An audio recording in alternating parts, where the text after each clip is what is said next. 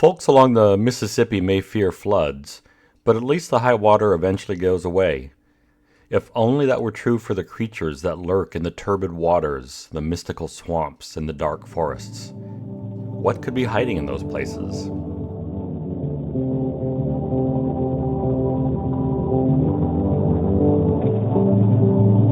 From the river to the valley to the sea,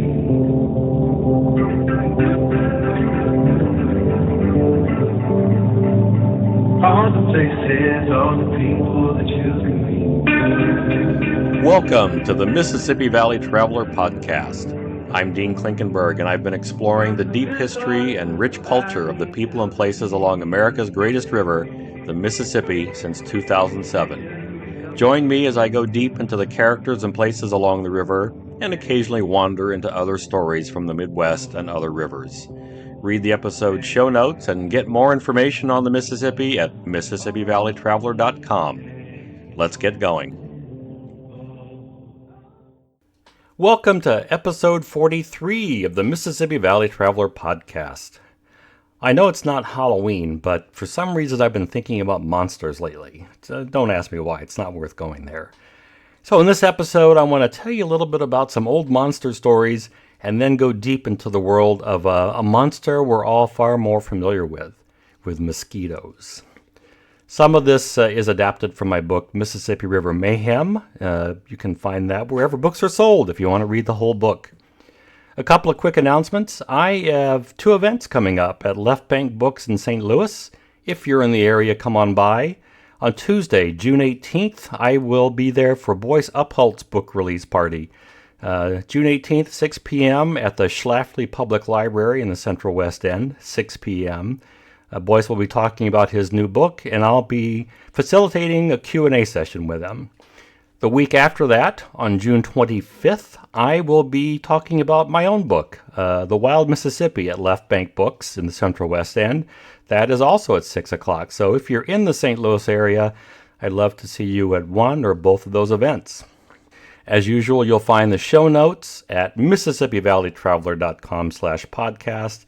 You can also go there to leave a comment on an episode if you so wish, and I would love to hear from you. As always, thanks to those of you who show me some love through Patreon. Your support makes me feel good and keeps this podcast going. You can join the community for as little as $1 a month, just $1 a month, and it gets you early access to the podcasts. If that's not your thing, if you don't really want to become a subscriber through Patreon, you can buy me a coffee. I have a pretty good caffeine habit, so every penny that goes to help support that, I appreciate as well. For information on how to join Patreon or buy me a coffee, go to MississippiValleyTraveler.com/podcast. And now, let's get on with the episode.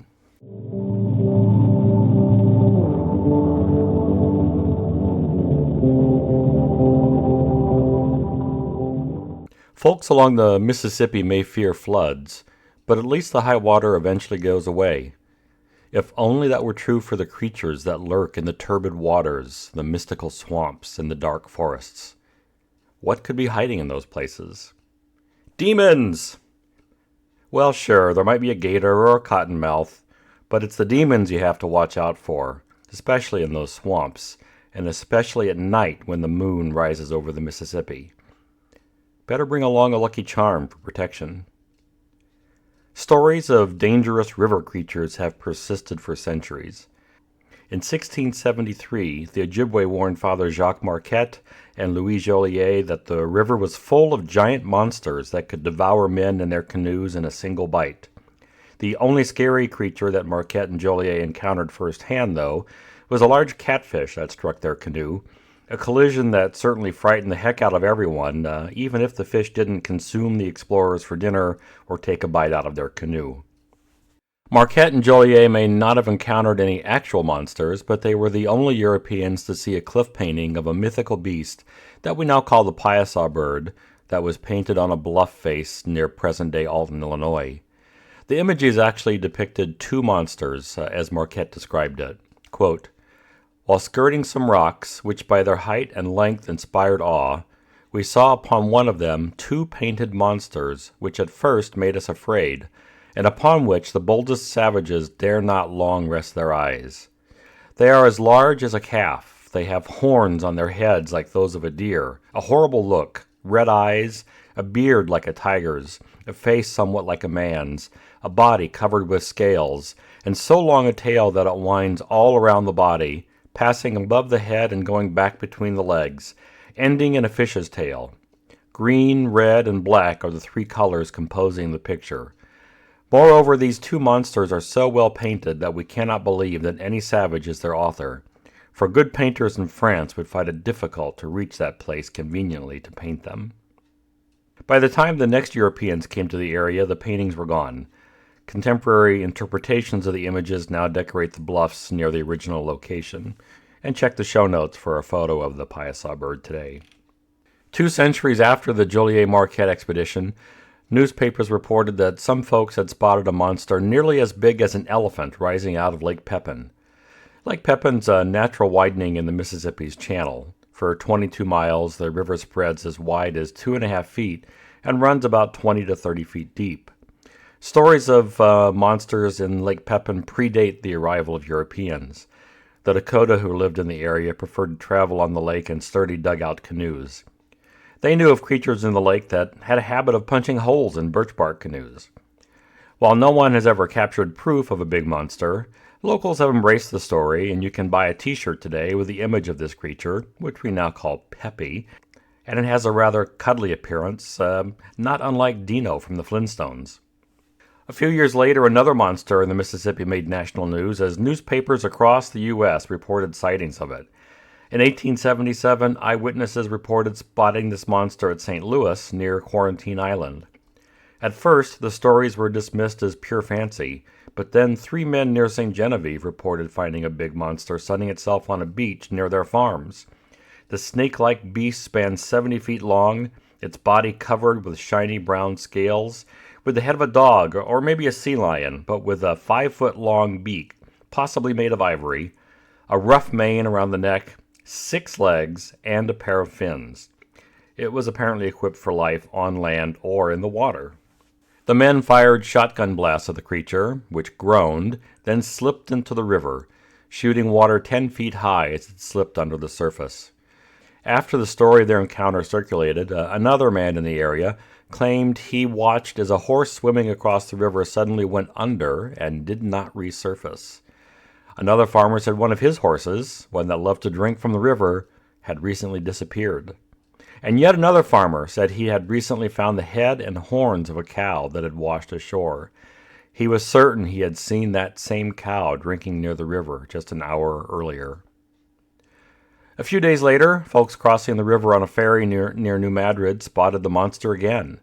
The boat shook suddenly, dumping one man into the river. He pulled himself back in safely, but another sudden movement shot the boat straight up in the air. As the boat landed back safely on the water, the folks on the ferry saw the monster swimming away from them, shooting water 10 feet high and leaving whirlpools in its wake. The New York Times article reassured readers that the eyewitnesses were, quote, people well known here for their veracity. No doubt reassured by the trustworthiness of these eyewitnesses, P.T. Barnum offered $100,000 to anyone who captured the monster and brought it to him. A few weeks later, the monster made another appearance, this time on the lower Mississippi, near Island 95. Once again, it nearly submerged a boat and created whirlpools as it swam away. Folks at Natchez were reportedly scared off the river for a few days after that. A few weeks later, fisherman John Edwards announced he had captured the monster near Memphis and offered public tours of his catch. It seems folks were unimpressed, though, as few showed up to get a look, especially those who peeked at the calendar and wondered if it was merely a coincidence that his story ran for April 1st. Near New Boston, Illinois, John Maddox had a fine day interrupted in 1936. After swimming a few laps back and forth across the river, his shoreline rest was abruptly interrupted when a 120-foot snake-like critter popped out of the river and roared, quote, like a dozen locomotives blowing off steam. Its head rose some 20 feet above the water, its scales clanked like chainmail, blue smoke flowed from its nostrils, and its eyes burned red. Maddox passed out in fright, and when he came to, maybe sobered up, the snake was gone. Our fears about monsters in the river aren't entirely unfounded. American eels slime their way from the Sargasso Sea up and down the Mississippi. Leeches inhabit the waters of northern Minnesota. In 1937, commercial fishermen Dudge Collins and Herbert Cope caught an 84-pound bull shark in the Mississippi River near Alton, Illinois. Bull sharks can survive quite a while in fresh water, it turns out. Paddlefish, blue catfish, and the alligator snapping turtle can easily weigh 100 pounds or more. Just ask Davy Crockett. He wrote about, quote, a monstrous great catfish, better known by the name of a Mississippi lawyer, unquote, that he fought an epic battle with on the river. Lawyers can be scary enough, of course, but this one was a feisty 12-footer, probably a blue catfish, with sharp scales, and it seemed intent on making lunch out of Crockett. Spoiler alert, Crockett won. Other fish in the Mississippi can be even bigger and scarier. In 2011, Kenny Williams of Vicksburg, Mississippi caught an 8.5-foot, 327-pound alligator gar in the Mississippi. A primordial creature that looks more dangerous than it really is. Something that's easy to forget when it's swimming right at you. Creatures don't have to be big to be scary, just hungry and abundant. Bull weevils, just 6 millimeters long apiece, ate their way up the Mississippi Valley in the 1920s, destroying thousands of acres of cotton plants. And the bowfin, also known as a dogfish, or sometimes as John Grindle, is a fish with old roots. It swam with the dinosaurs. Well, okay, I don't know that it was literally in the water at the same time, but bowfin and dinosaurs shared the planet for a while. Generally weighing around 10 pounds, the bowfin is an aggressive predator willing to attack just about anything, no matter how much bigger it is. One of its more adaptive features is that it has an air bladder that can function like a lung. You could pluck a bowfin out of the water and drop it on land, and it'll survive for nearly a full day. If the sight of a fish with lots of sharp teeth flopping around on the ground for hours doesn't scare you away from the Mississippi, then I suspect not much will.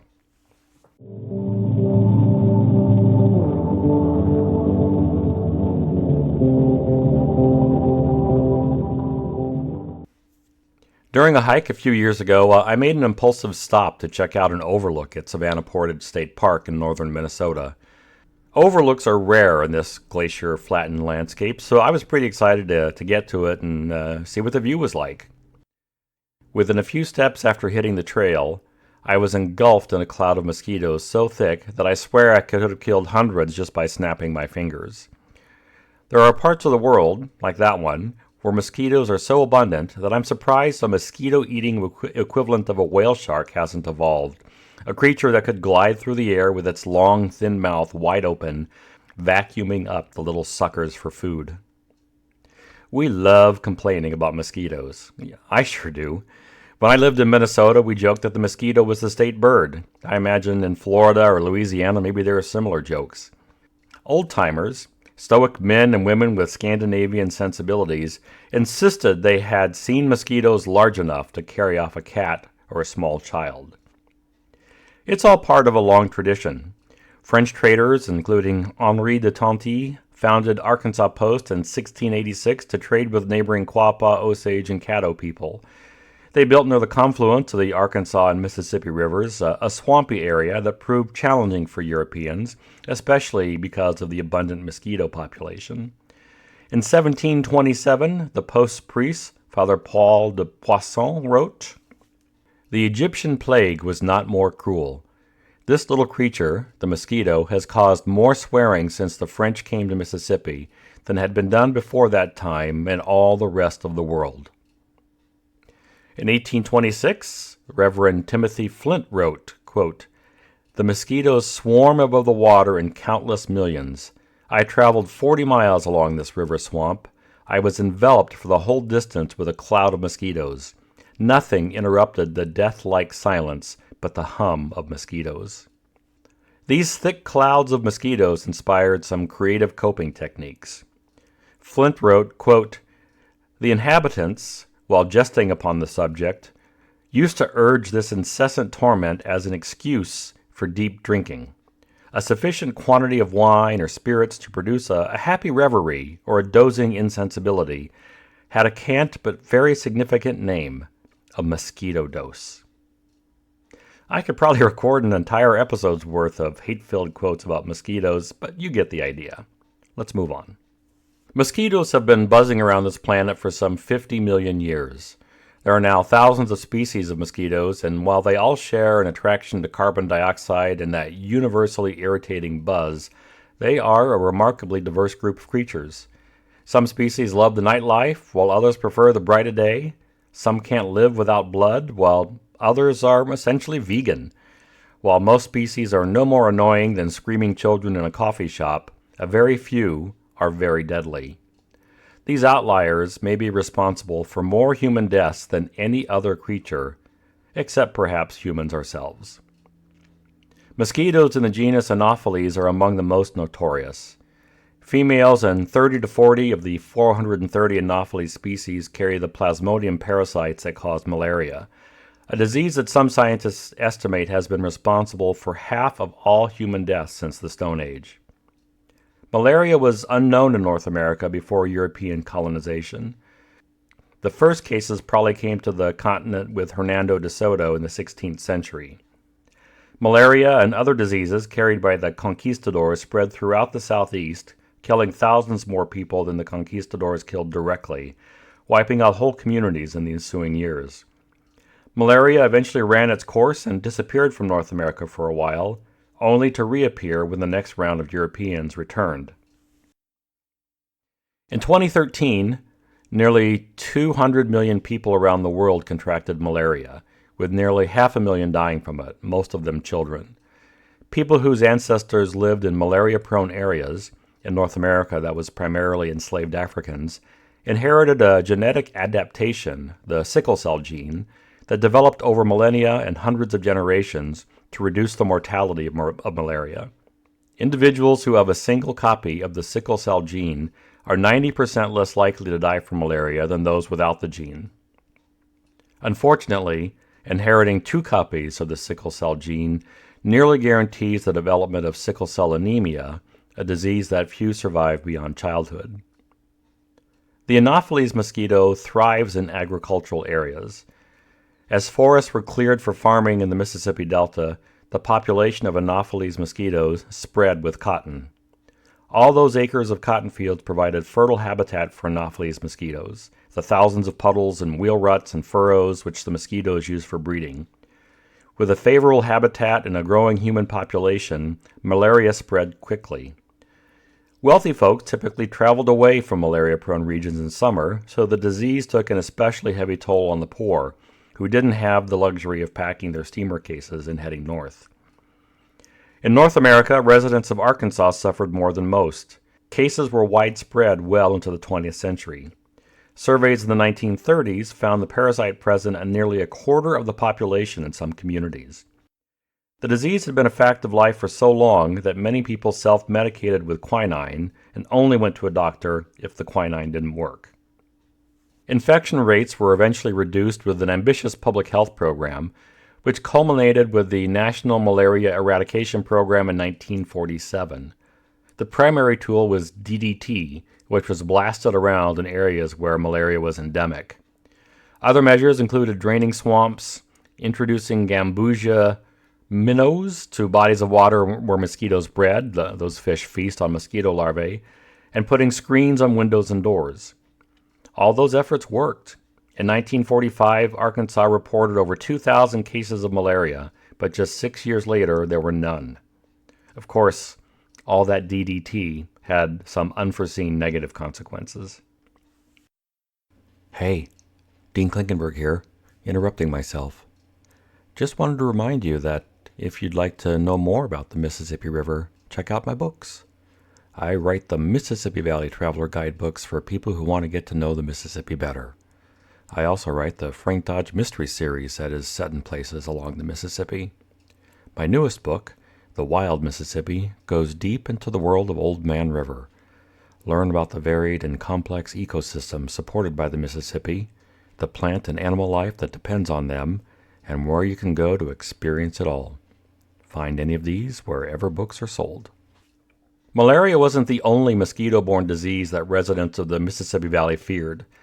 While malaria became a fact of life along the lower Mississippi, yellow fever terrorized whole communities with sporadic outbreaks that sent city residents fleeing for the country. Like malaria, yellow fever wasn't native to North America. The yellow fever virus probably traveled to the Americas on slave ships from Africa. Female mosquitoes in the species Aedes aegypti pick up the virus from infected people and spread it around. In North America, the disease proliferated during the warmer months of the year, typically July to October, although it didn't disappear completely until the first frost that killed the mosquitoes. There was a common belief at the time that yellow fever was a manageable disease if you took care of yourself, especially if you didn't drink alcohol, ate properly, and lived a moral life. Some newspaper accounts even extolled the benefits of yellow fever infection as, quote, invigorating, claiming that, quote, it reconstitutes and reorganizes the system and makes a man almost proof thereafter against the disease. People who survived yellow fever did indeed acquire lifetime immunity, although exactly what that meant wasn't well understood at the time. There was a belief, for example, that blacks had natural immunity to yellow fever. Many whites saw this as another justification for slavery. Some Christians believed that God had given blacks immunity to yellow fever so they could work the cotton fields instead of whites, who were believed to be far more likely to die if infected. The idea that blacks had a natural immunity to yellow fever just wasn't true, though, and some people at the time obviously knew that. White enslavers, for example, were willing to pay more for blacks who had survived yellow fever. Immunity was only acquired when a person was exposed to yellow fever and survived, and that immunity, or what people at the time called becoming acclimated, carried considerable currency, especially in New Orleans. One newspaper noted that the acclimated resident, quote, walks along the street with a tremendously bold swagger. It was hard to get a decent job or marriage partner if you hadn't yet been exposed to yellow fever.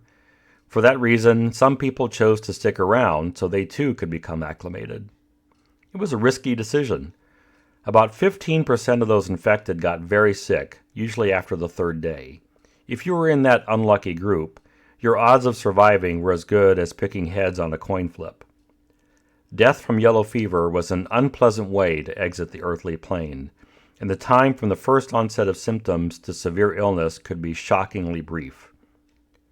Theodore Clapp recalled, quote, often I have met and shook hands with some blooming, handsome young man today, and in a few hours afterwards, I have been called to see him in the black vomit, with profuse hemorrhages from his mouth, nose, ears, eyes, and even the toes.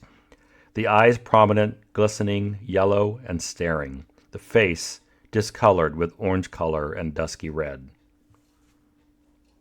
After the initial bout of fever and general discomfort, a couple of days of muted recovery fooled many into believing that they had survived the worst.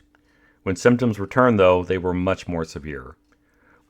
One of the most terrifying sights was when victims in late stages of the illness vomited black-colored blobs, partially digested blood, which is why the Spanish name for the disease translates as the black vomit. As the disease ran its course, the virus damaged the liver, which caused jaundice, that turned its victim's skin the color that gave the disease its English name. Yellow fever, in its final insult, molded a tormented expression on the face of the dead. Theodore Clapp in 1858 wrote, the physiognomy of the yellow fever corpse is usually sad, sullen, and perturbed, the countenance dark, mottled, livid, swollen, and stained with blood and black vomit. The veins of the face and whole body become distended and look as if they were going to burst, and though the heart has ceased to beat, the circulation of the blood sometimes continues for hours, quite as active as in life. Aedes aegypti mosquitoes thrived in North America's urban environments, and daylight did not deter them. The earliest yellow fever outbreaks raged through the major cities of the Northeast starting at the end of the 17th century. Philadelphia and New York routinely lost up to 10% of their residents during these sporadic epidemics over the next century. Yellow fever eventually faded away for reasons that aren't entirely clear, but improved sanitation practices and regular use of quarantines probably helped. The northern climate also made it nearly impossible for the Aedes mosquitoes to survive long, so an epidemic could only begin when both the mosquito and the disease arrived, usually via ships from the Caribbean. In the south, though, Aedes mosquitoes were already abundant when ships from the Caribbean or South America arrived with passengers infected with the disease. Yellow fever found a welcoming home in the American South. No city suffered the effects of yellow fever more than New Orleans. From 1804 to 1860, New Orleanians endured 22 major outbreaks of yellow fever. One of the worst epidemics swept through the city in 1853, a year that had started with great optimism. The city's economy was thriving thanks to record cotton yields, and expanding railroads had funneled new commerce into the city. The first cases were identified in May, but it spread slowly through June, the time of year when upper-class residents took their summer leave of the city anyway. June was also a great month to be a breeding mosquito. On June 28th, the Daily Picayune reported that, quote, a barbarous horde of great, ugly, long-billed, long-legged, flyaway creatures has invaded our streets and houses and taken possession of our domestic goods. By early July, the outbreak had picked up steam and fear spread with the virus. By the end of the month, nearly 100 people were dying every day. Quote, the morning train of funerals, as was this evening's, crowded the road to the cemeteries. It was an unbroken line of carriages and omnibuses for 2.5 miles. Charity Hospital filled beyond capacity, forcing staff to lay some patients on the floor. Some of the sick were treated with quinine, others were treated with cupping or bloodletting. Some physicians even advised the afflicted to drink their own urine or to eat spiders. There just wasn't a lot of uniformity in treatment options. As the disease raged through the city, bodies piled up at burial grounds. One resident, quote, saw coffins piled up beside the gate and in the walks, and laborers at work digging trenches in preparation for the morrow's dead. A fog, which hung over the moss-enveloped oaks, prevented the egress of the dense and putrid exhalations. The atmosphere was nauseating to a degree that I have never noticed in a sick room. As the deaths accumulated, the stench of rotting corpses filled the air. Residents covered their noses with rags soaked in camphor or spices to mute the smell. Gravediggers were in short supply, so family members sometimes had to bury their own. Funeral parties often arrived at the same time, which resulted in so much conflict that police had to be stationed at cemeteries to keep the peace. The city eventually hired more people to dig graves. They were paid as much as $5 an hour and given free liquor, and sped up the process by burying the dead in trenches instead of individual graves. As the death toll increased to 200 a day, city officials grew desperate. Some public health officials recommended purifying the air, so cannons were fired 50 times a day, but the only effect was that New Orleanians became more agitated. The city discontinued the cannon fire after a couple of days. City officials also set barrels of tar afire, which draped the city in a suffocating, oily fog.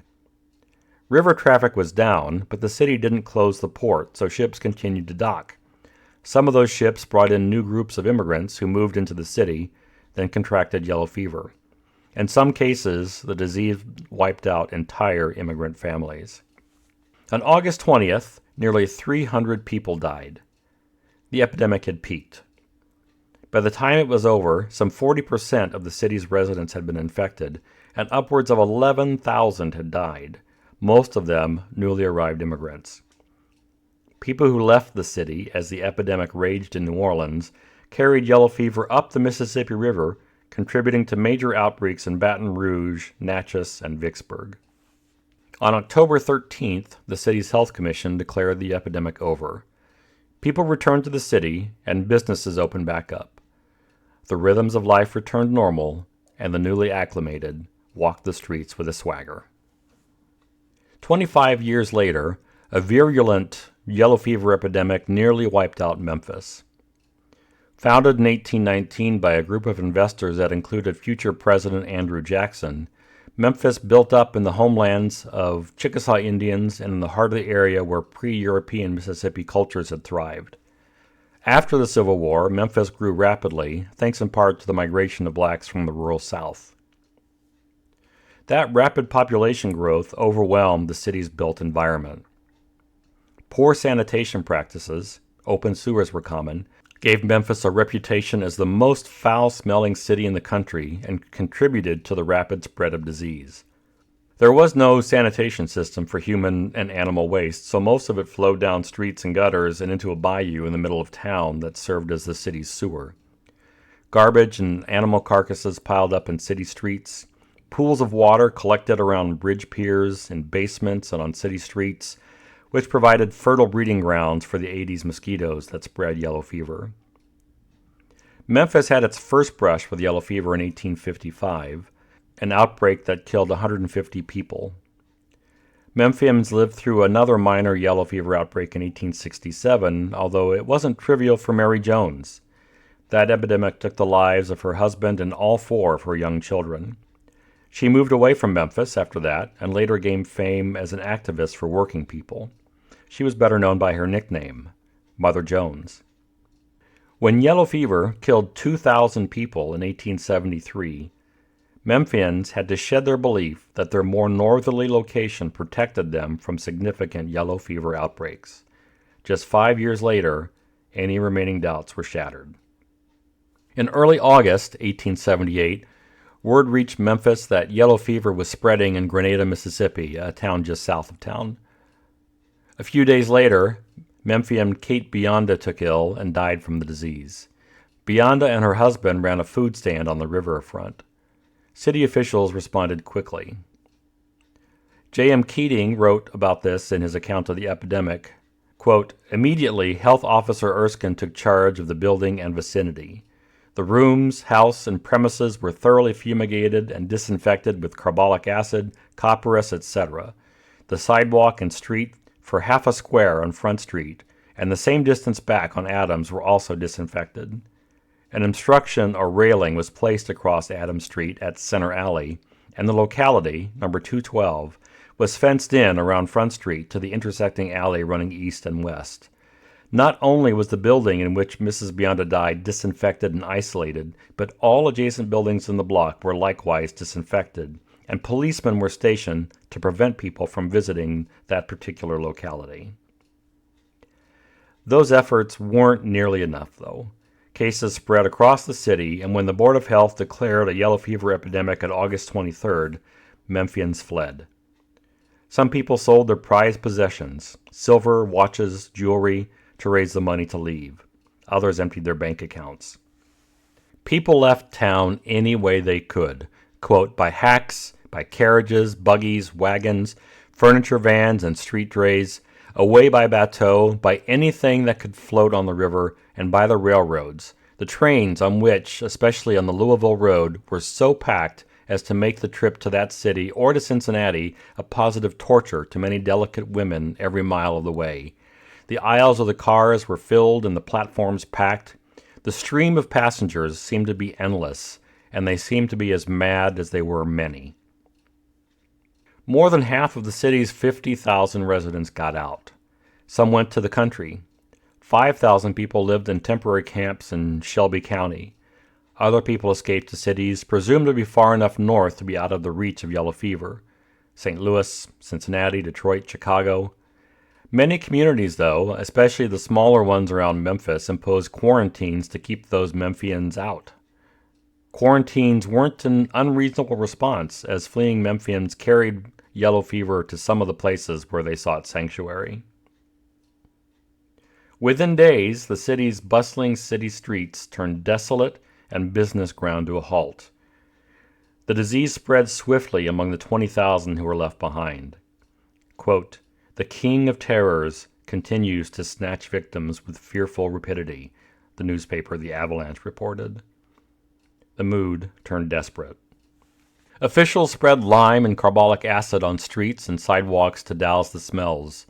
Keating wrote, quote, "An appalling gloom hung over the doomed city.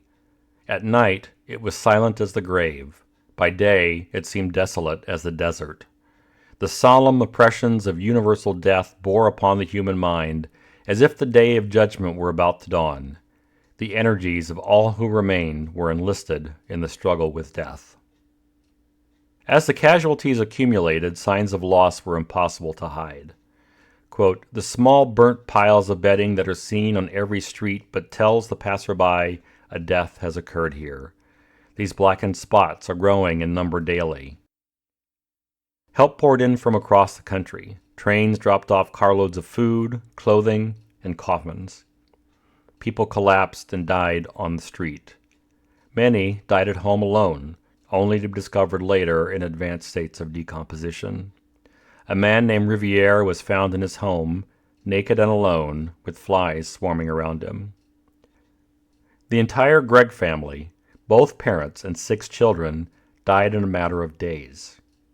The Memphis Appeal wrote, "One of the remarkable features of the disease, as it prevails now, is that whole families have been swept out of existence. Father, mother, and children have followed each other in rapid succession to the grave, and in some instances, several members of a family are lying dead at the same time, having died almost within the same hour." One of the casualties was Jefferson Davis, Jr., the son of the former Confederate president. The disease also took prominent merchant Nathan Mencken, one of the city's wealthiest and most generous men. After he died, his body had been dumped on a pile with other victims. The family asked the undertaker, Louis Daltroff, to sort through the stack of corpses and find Mencken's body so they could bury him according to the traditions of his Jewish faith. Daltroff did just that. No funerals were held while the epidemic raged. It's unlikely they would have been well attended anyway. Keating wrote, quote, "The luxuries of woe were disposed with." Burials continued, though, of course, and the work was nonstop. The Memphis Avalanche reported, quote, "The county undertaker has 4 furniture wagons busy all day. Upon each, the coffins were piled as high as safety from falling would permit. These 4 great vehicles, doing the wholesale burying business, failed to take to the potter's field all of the indigent dead." Empty streets and stores, the stench of rotting corpses, the constant parade of wagons carrying bodies to be buried. It was too much for people to bear. Father Dennis Quinn later recalled the chilling sense that, quote, "The most dreadful sense of horror was the fact that, in a short time, these ghastly sights would fail to inspire terror." By mid-September, fatalities peaked at 200 people a day. The end of the epidemic came, as it typically did, with the season's first frost. Reverend Quinn recalled, "A heavy black frost was the pleasing spectacle that gladdened the sight of the many who were on the lookout for it. This harbinger of returning health to Memphis caused unalloyed joy." A few days later, the Memphis Board of Health declared the epidemic over and invited people to return. With the crisis over, the city took stock of its losses.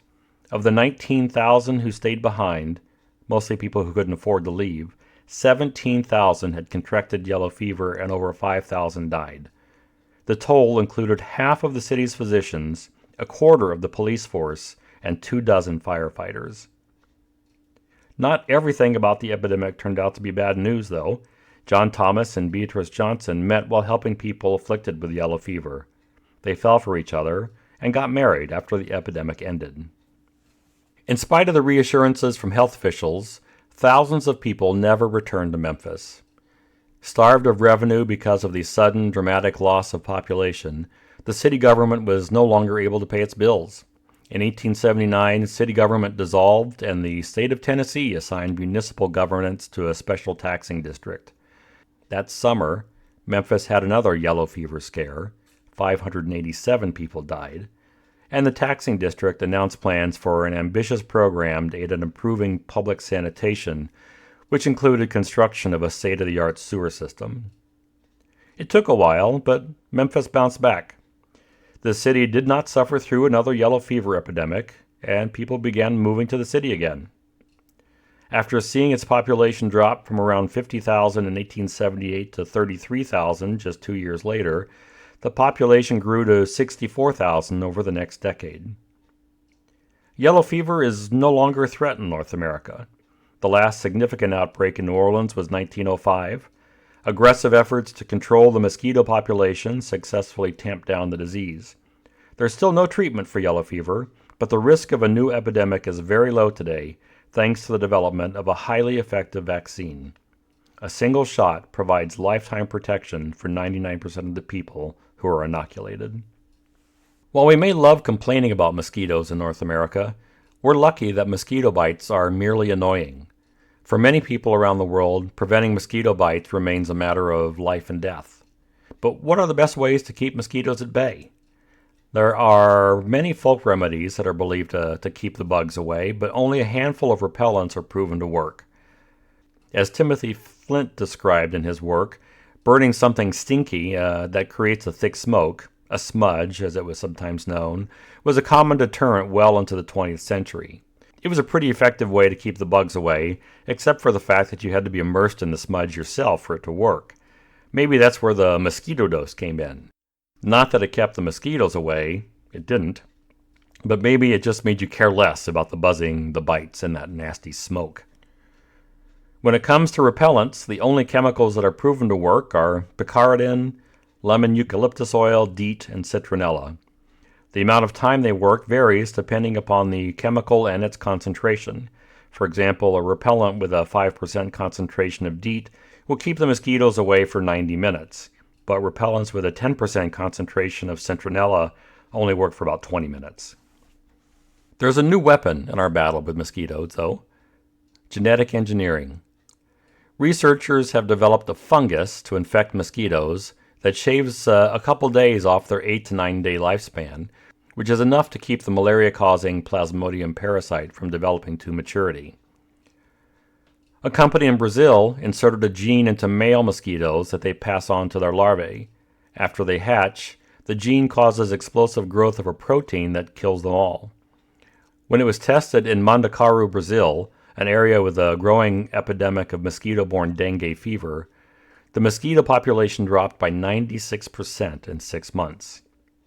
We may have the means in a few years to completely wipe out the world's population of mosquitoes. But should we? Would we miss them? Even though mosquitoes have been around for about 50 million years, far longer than us, biologists have been hard-pressed to figure out if mosquitoes matter. They aren't a critical food source for any creatures anywhere. They don't seem to play a linchpin role in any ecosystems that we can identify. One person, writer David Quammen, asserted that mosquitoes have kept us, humans, from populating and destroying tropical rainforests. Even if that was a deterrent in the past, it seems much less so today. So, would we really miss mosquitoes? Personally, I've reached my own détente with mosquitoes. I won't let them stop me from taking the hikes I want to take, and I don't feel the need to continually swat and swing my arms, as long as they stay off my face. I rarely cover my skin with bug spray. Instead, I wear a long-sleeve shirt, pants, and a hat. It's not very sexy, but it works. And if that fails, I might opt to take a mosquito dose after my hike. It may not keep the mosquitoes away from me, but it sure does mute the sting. I'm one of those lucky people who find mosquitoes merely annoying, so I don't feel enough animosity to wish them out of existence. But I would probably feel very differently if I lived in a place where many of my friends and family were dying from diseases transmitted by those little monsters.